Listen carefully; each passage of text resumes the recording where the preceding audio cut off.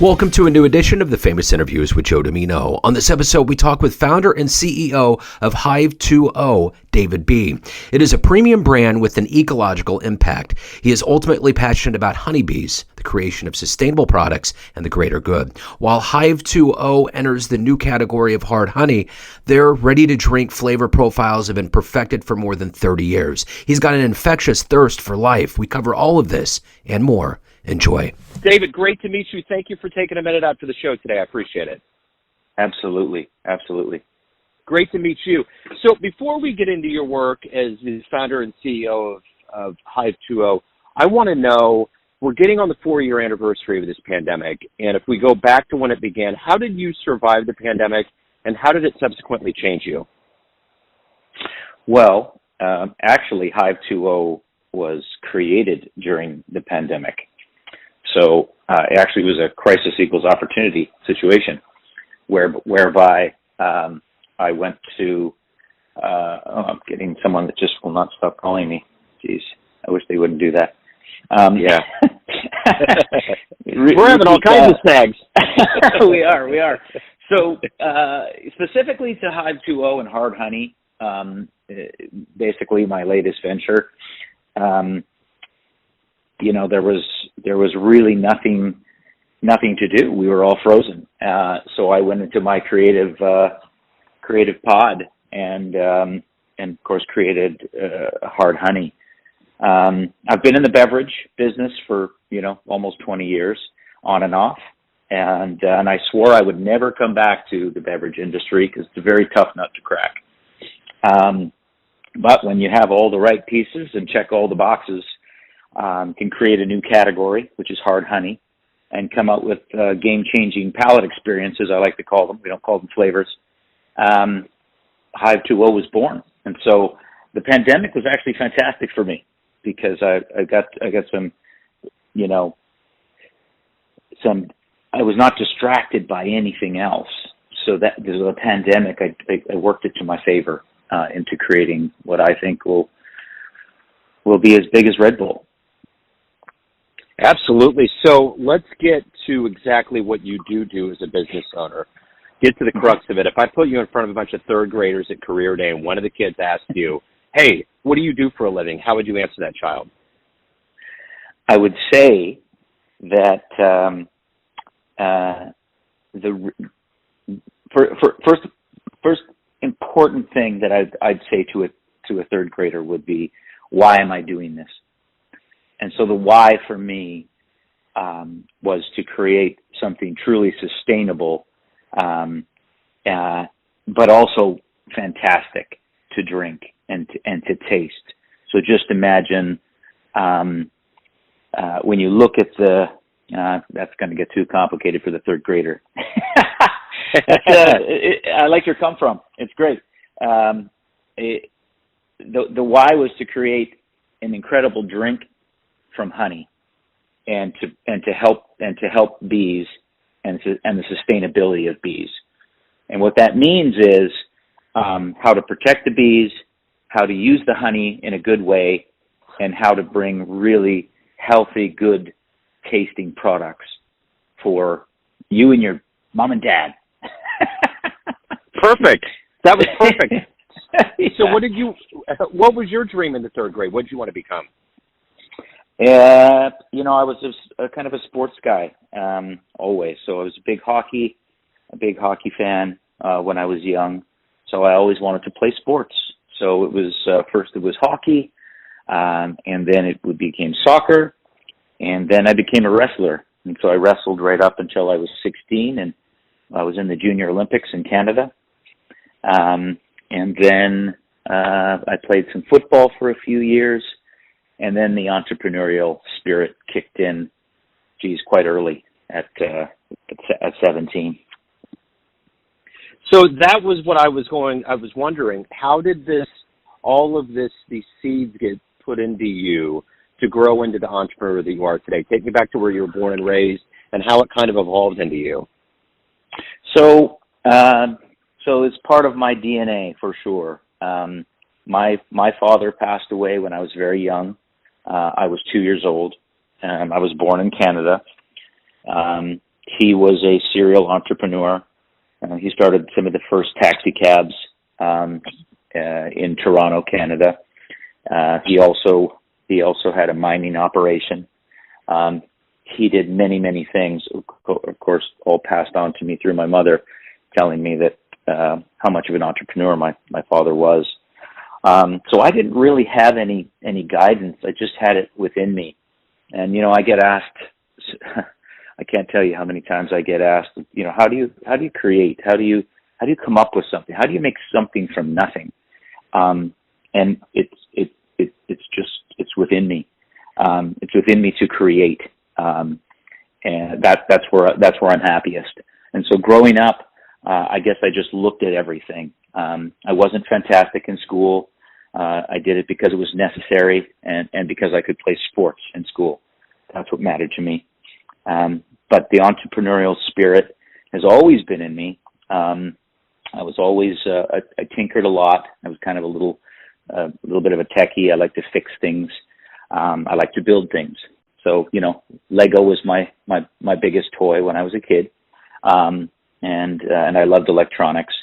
And I've done some tech companies, in and out, over the last 25 years. But beverage has always been my calling. But I said I wouldn't do anything unless it was incredibly game changer. And so that's what Hive is.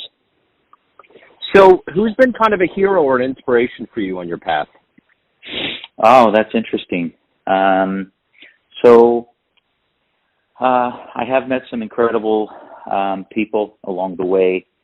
My stepfather was a restaurateur. He showed me work ethic. I started at the very, very bottom of dishwasher and made my way up to managing restaurants, several restaurants that my stepfather owned. And he was a big inspiration in just how he treated people and how he's the guy that taught me work ethic, that no matter what you do, you be the best at it. Doesn't matter if you're a dishwasher or the CEO of a company, be the absolute best. And so that was ingrained in me very young. I had a really wonderful stepfather, which I call my father. I don't even call him stepfather. And from there, I read a bit, all the kind of strange books. Art of War was a big inspiration of that was very it was one of the game changer books in my life of how to strategize. And so I'm a big strategy guy. I've played poker professionally for several years. Strategy and games. I grew up always wanting to play board games and play at a very high level strategy from a strategy. It's all about strategy for me. And so that gaming mentality, that strategy mentality has turned into to business, and both being creative and being strategic. And so those two combinations have served me well. So if you could meet anybody alive on the planet right now that you admire, who would you love to meet and talk to? Oh, that's easy. Elon Musk. What would you ask him? Well, I would ask him how he deals with all of the things that don't go his way. And he's probably one of the only people that I truly follow. I kind of read up on him. I don't do a lot of social media, but I do follow Elon. And I didn't understand for a long time why he would want to go to Mars until I read his latest book, which was very well done. And so the question would be, how do you deal with all of the not so much challenges. We all have challenges. We have mountains to move. If you're in business, it doesn't matter what business you're in. You're in the moving mountain business. or in Elon's case, going to space business, which is incredible if you think about it. I mean, he changed the game in space. I would say, how do you deal with building organizations at the size that he's done, and deal with the challenges that come? And most of those are people. If you look at the history of what, pretty much every company Elon has created, he's had mutiny, he's had people, the board trying to overthrow him, all those pieces. And so those are the things that frustrate me probably the most, is how do you pick your soldiers and your commanders and your organization. And so we all have that, but I believe that Elon has a special way about him that's different than anyone else, of how he deals with that adversity. And so that's what I admire the most. So what gets you out of bed every day? What is the motivator for you to not only be an entrepreneur, to run a business, but to evolve as a human being? What's the gas in your tank? Well, just being able to be a part of living, of Earth, of all the things, all the creations, all the amazing human beings, as many as difficult, challenging people that there are. There's some incredible human beings, and just creating. So what gets me out of bed is being able to create and build, expand, and really do something fantastic. I mean, I've gone through the gambit of, what do I want to do when I grow up? And I still have that's always, it's probably the thing that I say most. I ask people, what do they want to do when they grow up? And they kind of chuckle. But truly, I love to create new things. I love living. I love being able to do what I get to do every single day. So I have no challenges getting up out of bed. It's more going to sleep is the difficult part for me, because I'm always thinking things. My mind is always racing. I'm wanting to create, and it's hard to shut it off sometimes.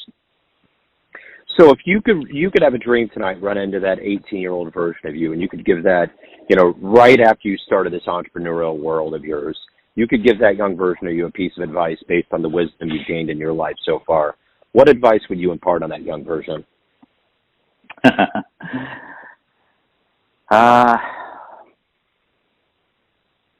I would say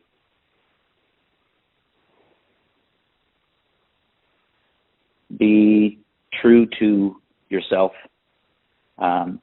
Stick to what you believe, and don't change anything for anyone. And don't get distracted. It's a world full of so many things. I mean, it's incredible. When I grew up, there was less choices than there are today, so I can't even imagine what it would be like for a young person today with all the choices. But once you pick something, you pick it, you see it through to the end, whatever that end is, and you be the best at it, and don't deviate for anyone. So of all the things that you've done and accomplished and evolved into, what are you the proudest of? To date, I would say Hive2O. I got to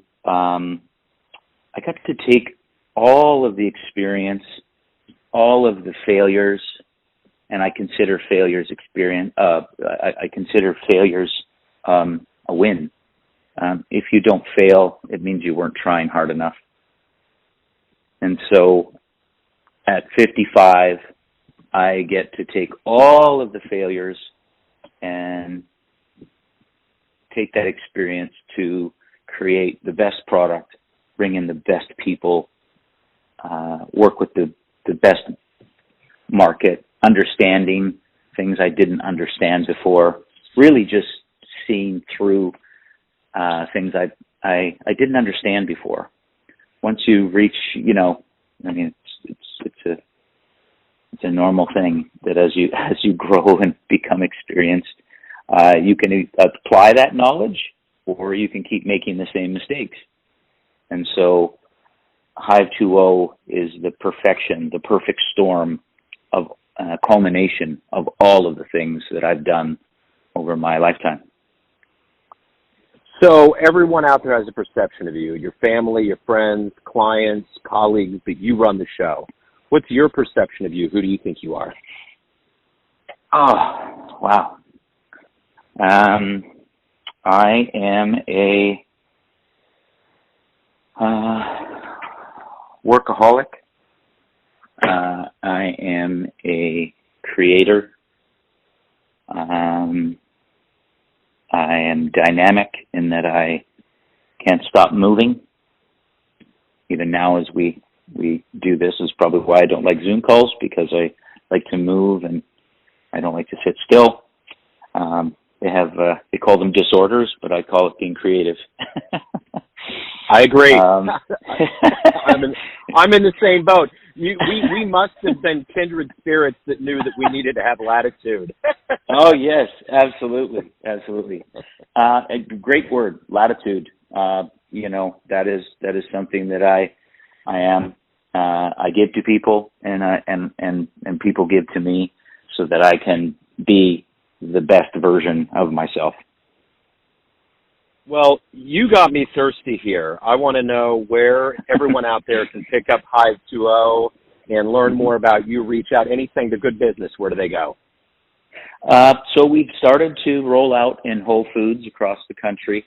We're in the mid-Atlantic region, working our way west to California.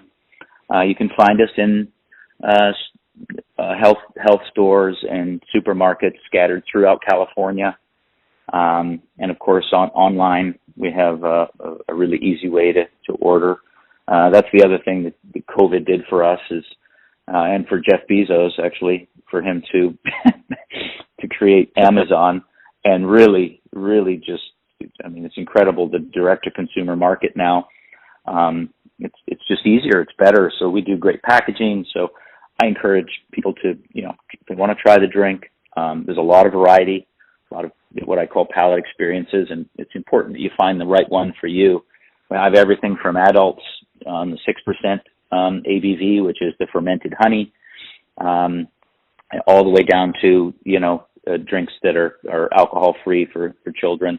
And I'm coming out with a new energy water as well, just pure, clean, very simple product, all made from honey. And that's the underlying basis, everything is made from honey. So yeah, and you'll start seeing us at more supermarkets as we roll out more and more. But Whole Foods, soon to Sprouts, you'll see us there. And then just online, we have a good social network. We post all the fun stuff, and we have a great direct to consumer website. Perfect. What a genius idea, David. Thank you so much for opening up about your world, about your company and the product. I look forward to having it, and I will report back to you once that happens. So thank you, sir. I appreciate it. Of course. Thank you. Take care, Joe. Thanks for tuning in to another famous interview with Joe Dimino, where we cover the world of art, literature, business, spirituality, music, and more from around the globe. Our esteemed theme music was composed and produced by the great E.E. Pointer of Kansas City's River Cow Orchestra. If you want to hear more interviews, visit the Famous Interviews with Joe Dimino channel on YouTube. You can also find us on Spotify and Apple Podcasts. Thanks again for listening, and until next time.